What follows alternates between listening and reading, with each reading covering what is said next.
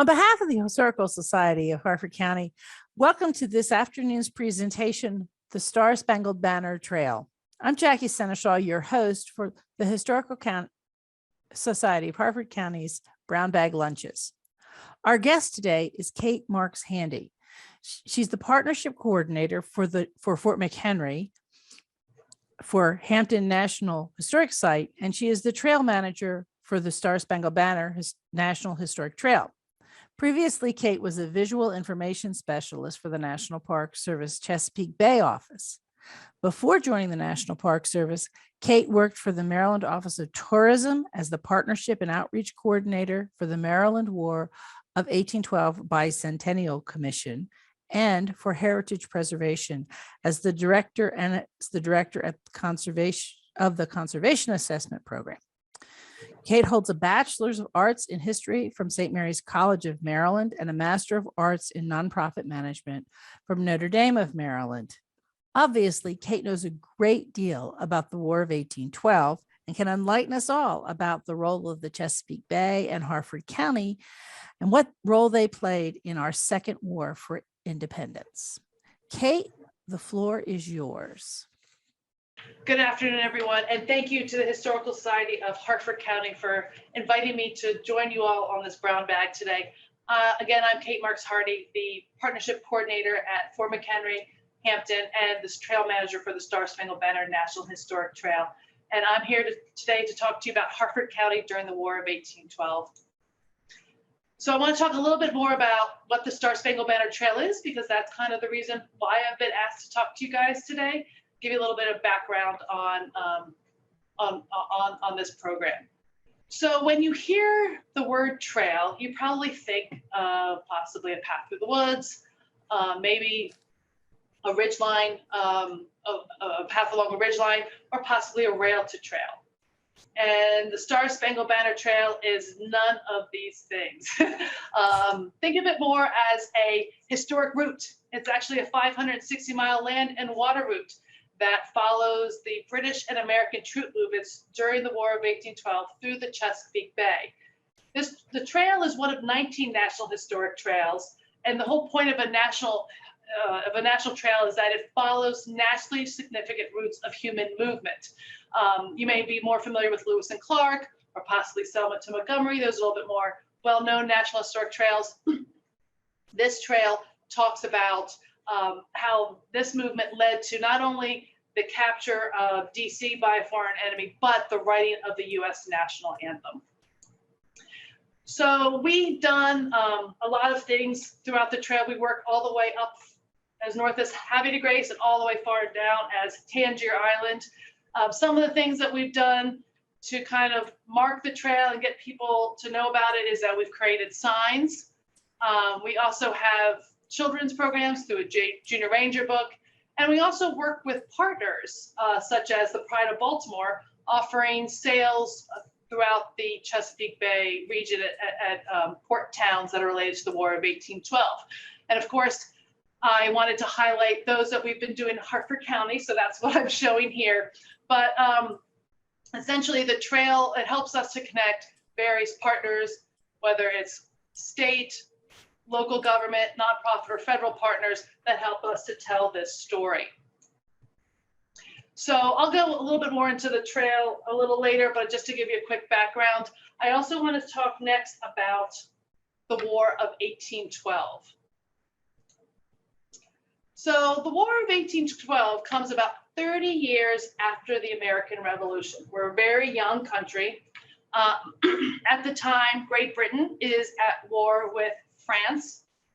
And one of the things that's going on is that the British are actually impressing U.S. merchant sailors into service for the Royal Navy. That is something that we find to be unacceptable. The British are also rumored to be behind some Native American raids on the western frontier, and they're also occupying some disputed territory. So with that, the U.S. declares war on Great Britain on June 18, 1812.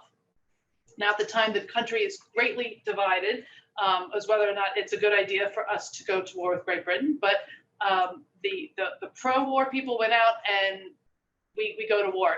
The actions that happen in 1812 occur mostly where we can strike at the British along the Canadian border and on the high seas. So keep in mind, Great Britain is at war with France. They're fighting Napoleon, and they really didn't want this war. But we're going ahead and we're challenging them here in North America. So one thing I forgot to mention is that the War of 1812 can be misleading because it actually lasted all the way until 1815. And the reason why that's important is that I'm going to be talking about events that happened after 1812. So just know that it actually goes until 1815. So the British realize what we're doing. And so what their tactic is to say they want to pull our limited troops that we have away from the Canadian border, and they want to kind of strike at the heart of our political power. So they decide to come to the Chesapeake region. So in 1813, they come to the Chesapeake, and in February they began to blockade it. So this is kind of the first time that they've been in the Chesapeake since the American Revolution for war. The first thing that they want to do is actually try to cause fear and to try to force public sentiment to try to get the U.S. to stop the war. So how are they going to do that? They're going to start raiding and creating terror. And the man in charge of all of this is a man by the name of George Cockburn. He's a rear admiral for the British, and he's the one that's going to be conducting many of these raids. And funny enough, here's a portrait of him later in life, and he's standing in front of burning buildings from Washington. So gives you an idea of that he was actually able to do a lot of this. So after the blockade in February in 1813, one of the first things the British do is they come up to the Upper Bay region. They start with, they come to Chuchia, excuse me if I'm pronouncing that wrong, island, and it serves as a home base for the British. So on April 29th, they begin to attack Frenchtown over here, and they do raid the federal stores there. They also tried to attack Elkton, but are repelled. And so they're kind of sailing around the area looking for places to raid, essentially. Havre-de-Grace, the citizens of Havre-de-Grace are on kind of full alert around this time because they can see that the British have a presence here. So at first they're hypersensitive, but as days go by and they're not attacked, they kind of lose their urgency. Oh, sorry, that was my watch. They lose their urgency, and one of the things that they do, which probably wasn't the greatest of things, is that they fired upon the British as they were sailing around and raised their colors as kind of a show of strength that they would be prepared. Now, whether or not the British were going to attack beforehand is unknown, but that helped seal their fate. So on May 3rd, 1813, in the morning, the British came ashore to Havre-de-Grace.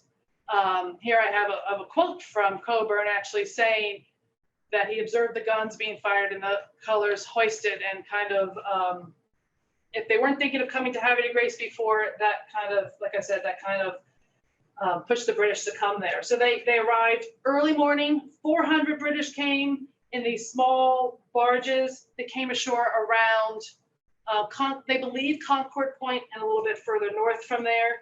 And they start to shoot rockets and firing upon the town. So they're firing concrete rockets, which have this hissing and popping sounds that help to create terror and chaos.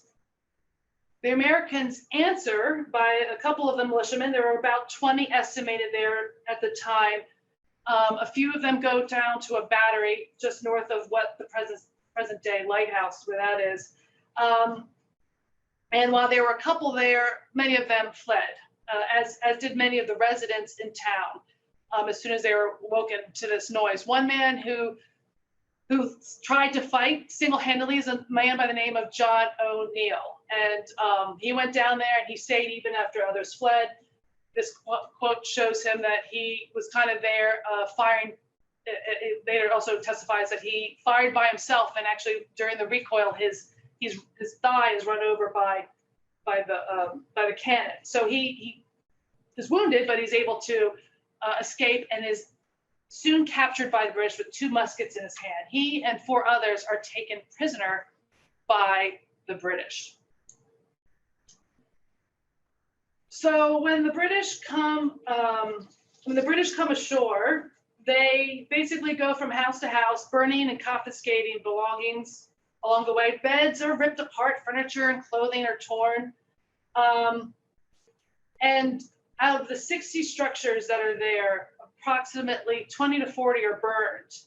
And even those that aren't burned, they're either plundered or have some sort of damage to them. So the town is devastated through this attack.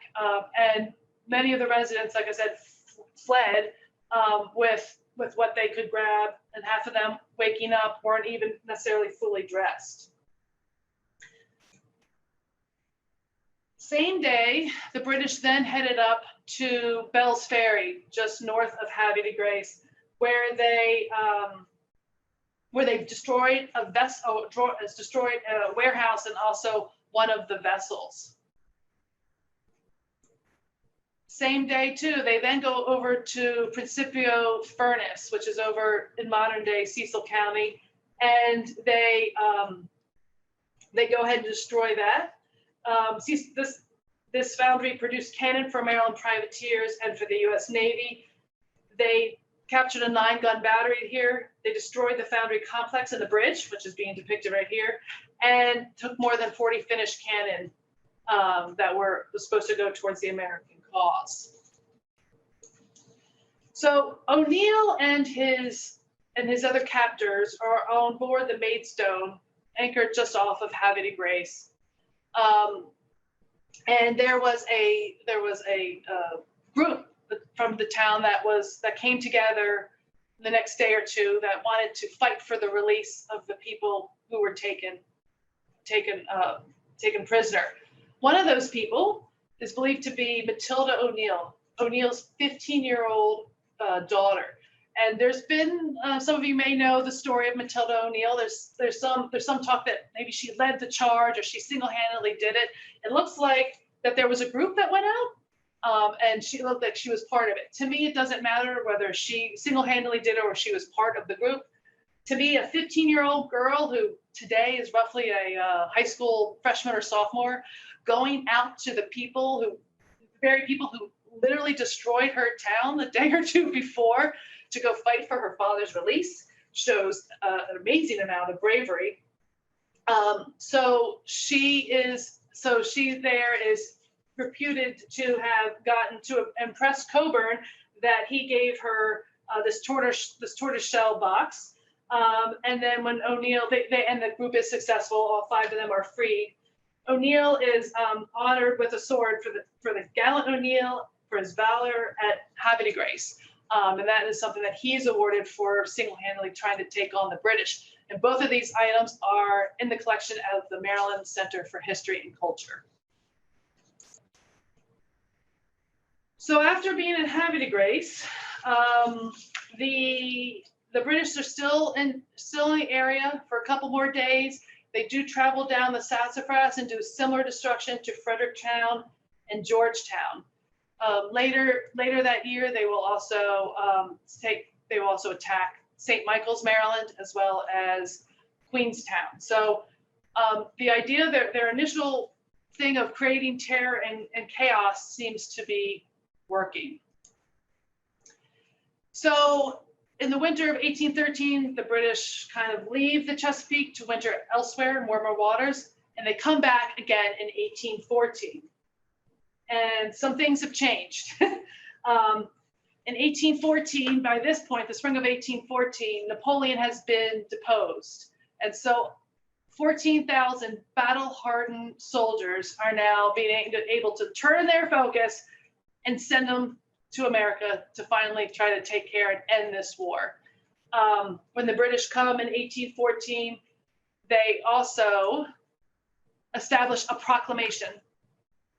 This proclamation is for anyone who wants to join the US or wants to join the British or come to the British side will be welcome as citizens and will be relocated in one of their North American colonies. Now, while it doesn't explicitly say so, this is aimed towards the enslaved population. And it is successful. They get about 14,000 freedom seekers who leave their plantations and come to the British side.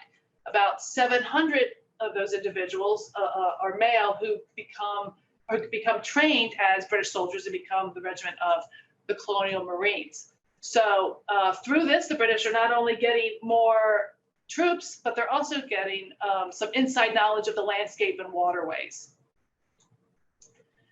So during their time in the summer of 1814, there are raids in the lower Chesapeake or the lower, in southern Maryland, especially in Calvert St. Mary's, and they're doing a lot of raiding and destroying, similar to what happened at Havre de Grace and Fredericktown and Georgetown. On August 20th, 1814, they land at the town of Benedict, which on this map is down here, and they begin their invasion. And they're doing, it's interesting, they're taking different routes and they're trying to do feints because they want to keep the Americans guessing. Are they going to Annapolis? Are they going to DC? Are they going to Baltimore? And the Americans are confused. Well, their sights were to go to DC. And on August 24th, they come through the town of Bladensburg, where the British face actually a larger force than their numbers, but it is mostly militiamen who are there. Again, they bring the concrete rockets that make all of the crazy popping and fizzy noises that kind of instill fear. And the Americans, it's not necessarily a proud day for the Americans. Many of the militiamen flee. One of them, who was with the Georgetown militia, is a man by the name of Francis Scott Key. And we'll talk about him in a second, but he was there at Bladensburg. So the British, after this 3-hour battle, which was considered, it was the only resistance really that they got into Washington, came into the nation's capital and burned many of the public buildings, including the U.S. Capitol and the White House. So they retreat out of Washington. They're only there for about 2 days. They reboard their ships and they decide to come for Baltimore.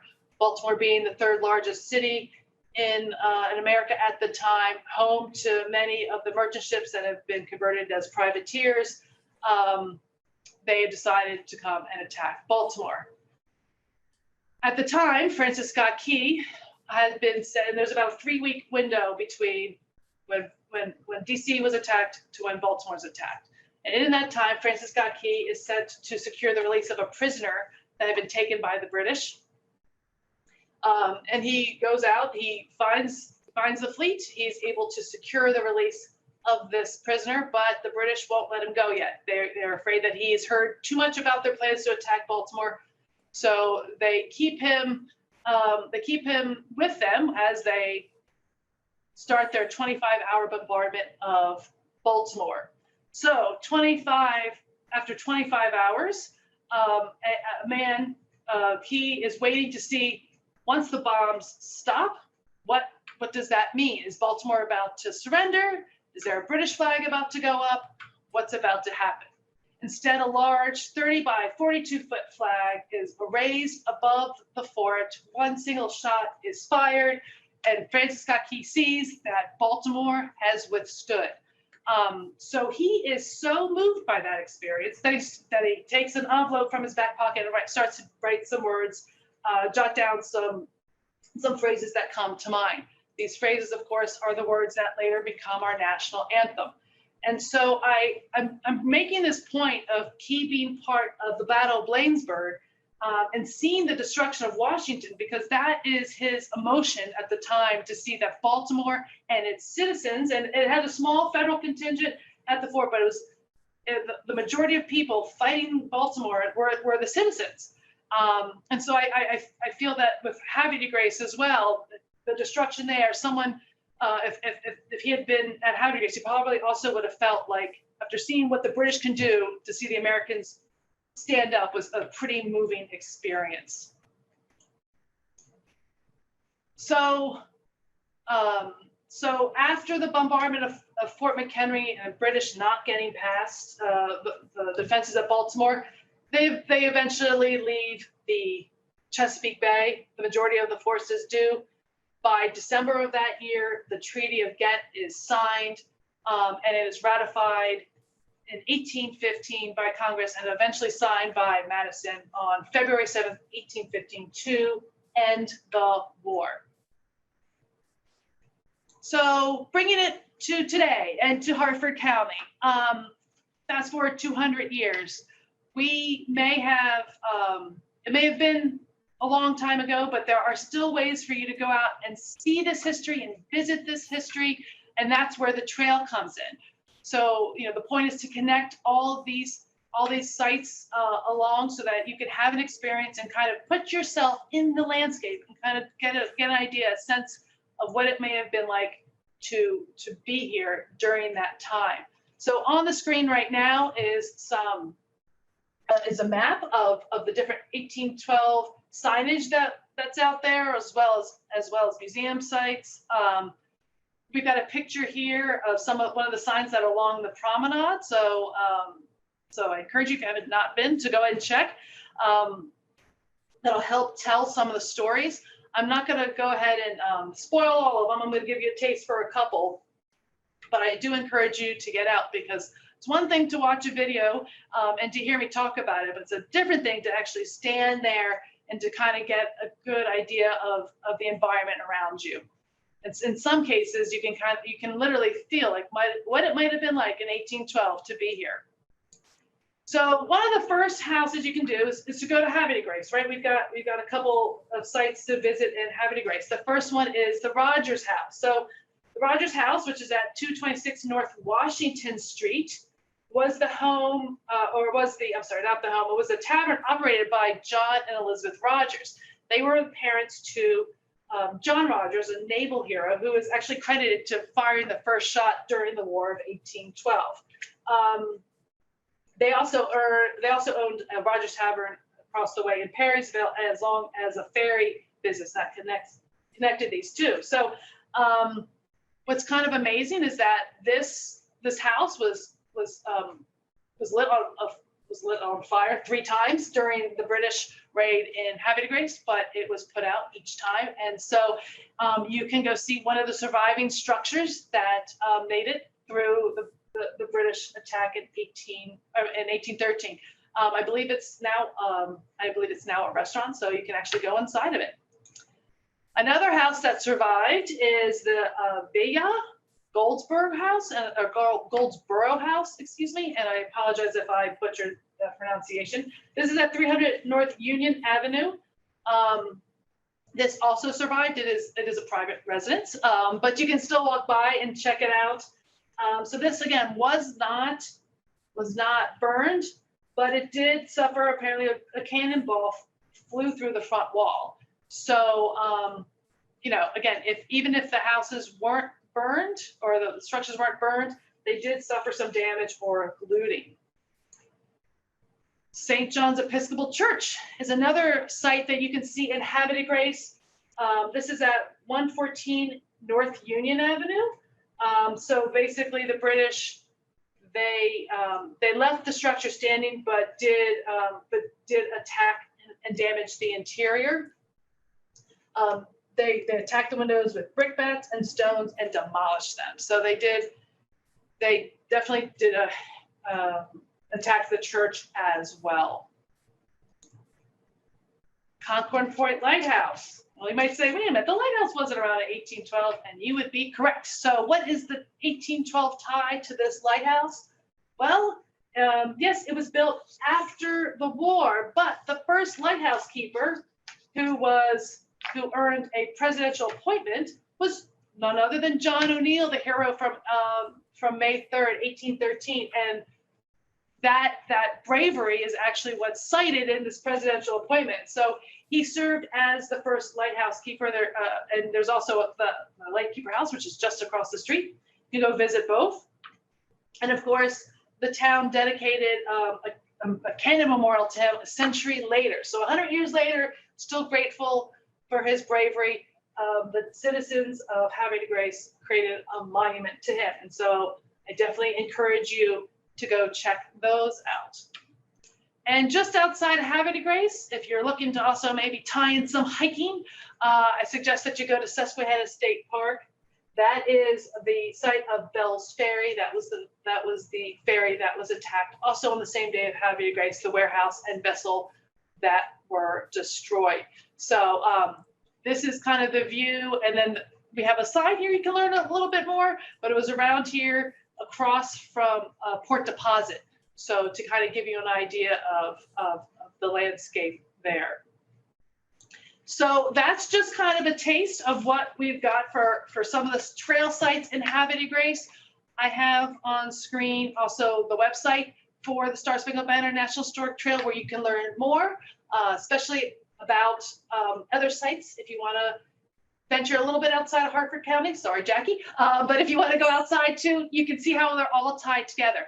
And what's pretty amazing, and I just want to leave you with this point, is that, you know, the point of the trail also, or one of the things to do or to think about the trail is that it's, especially those of you Harford County citizens, to think about your local history and how it has been designated by Congress to be part of a nationally significant story. So that's pretty impressive. It's something that you should be proud of. And with that, Jackie, I am done with my presentation. Well, thank you so much for that. A couple of questions, and your wrap up did a nice job of setting up the first one. Excellent. And let me first say, the first time I became aware of the relationship between what happened in Aveilhe-Grace, what happened in Baltimore, how they all played together, was watching the old original film, maybe not the original film, but the old film at Fort McHenry many, many years ago. And I was like, oh my gosh, somebody should figure out a way to connect all these places. And you've done it. Thank you.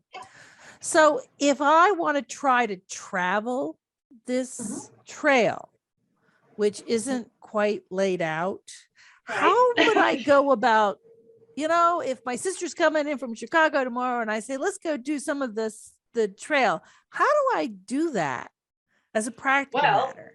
Yes, no, there is a way to do it. There is a byway that connects Southern Maryland to DC to Baltimore. And so you can follow the signs. That's outlined on our brochure that we have. And there are actually the symbol that I showed you, the big trail logo. If many of you, maybe those might make the connection that those were what the license plates were during the bicentennial. So it's that logo on a brown sign, and usually if it's a turn or something, it'll tell you where to go. Or if you're traveling for a while, it'll be up there just as a confirmation, like you're still on the trail, and you can follow that. The Maryland Office of Tourism has also put together a travel guide that you can get for free. We have some here at Fort McHenry, and if you're interested, I am happy to send one out to you. Just put a request on the website, and I'm happy to send it out. But it is a multi-page a resource that tells you how to travel the different parts of the trail. So with that said, I know that Aveilhe-Grace, the tie-in is kind of through the water trail, because that's how the British got around. But there are little travel routes that we've kind of branched off so that people can go ahead and explore locally within a region. Okay, that was, I was like, okay, so how do I actually do this? That is great. I wanted to piggyback and remind some of our listeners, we did an earlier brown bag lunch on the soldiers from the War of 1812, the Harford County soldiers. And there was, in fact, after the British attacked Aveilhe-Grace, there were, in fact, a number of men from Harford County who, when they realized that the British were going to attack Baltimore, then went down there. And they are buried in various and sundry churches, primarily in the Churchville and northern, sort of that western part of the county. But there was a contingent of men from Harford County who, because of what happened in Haverford Grace, went and assisted with the defense of Baltimore, and they were involved, I believe, as much as anything in the Battle of North Point. Okay. Yes. Okay. My apologies to the North Point. I did not touch on North Point, and I probably should have. I was just I was giving an overview, and I apologize to those. No, but it's not include North Point. Well, it's important for us to understand that all of these events, which are very integral to the success of the American experience and the American experiment, all tie together. And that the people who lived at the time understood and participated in those ties. Right. So it's one of the things that I have been fascinated to learn as I have studied more and more of Harford County's role in the country's history. In fact, I can't quote him precisely, but there was a state senator from Harford County, William S. James, who once basically said, Harford County's always been in the path of American history, and the study of Harford County's history is the study of the country's history. He said it much more eloquently than I did. I thought that was pretty great. Well, and to that point, a little one of the things, it's so funny when I run through this, I had all my points, and then of course I do it live and I forget it. But one of the things is that after the War of 1812, people they stopped thinking of themselves as Marylanders or New Yorkers, and they started to think of themselves as Americans. And so, kind of to your point about how the people, there was people in Aveilhe Grace or in Harford County who, after the attack, decided to go and fight for the people of Baltimore, right? Because they started to see themselves as something broader than just kind of their local communities. And so that feeling nationally kind of happened nationally, if that makes sense. So it actually brought the country together more so than the American Revolution.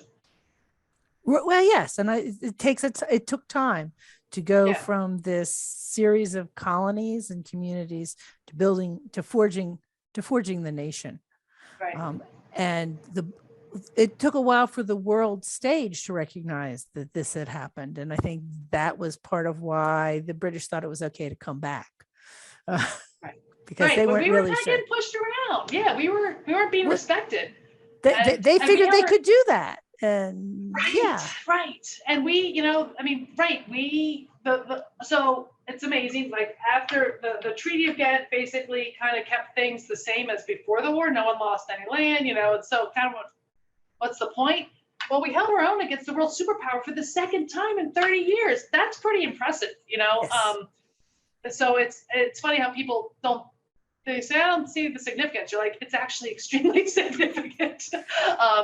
Because we could have lost more as a result of it, and we didn't. So the British were basically, okay, we let them get away with it the first time. We're not going to let that happen again, and we beat them again.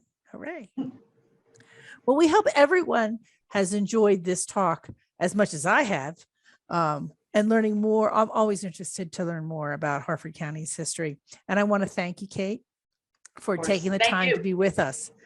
It's been a great joy. I'm going to try here to switch and share my own screen now to help you all remember some other things that are happening.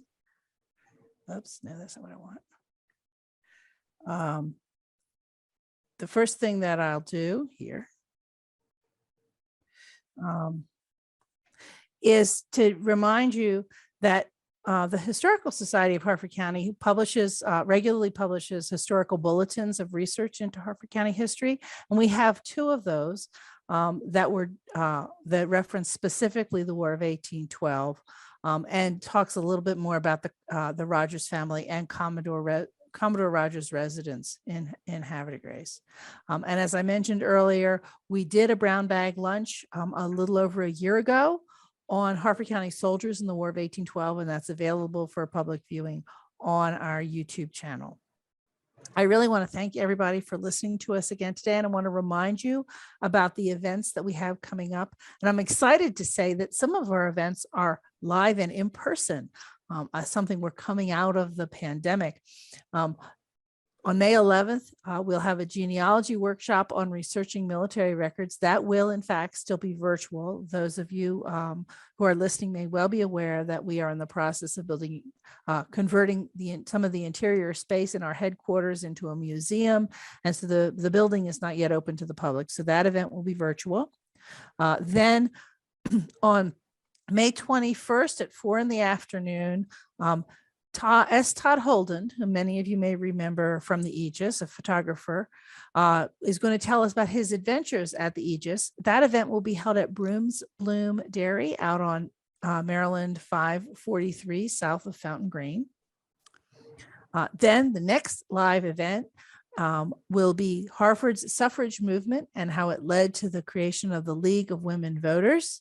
It'll be on June the 11th at 2:00.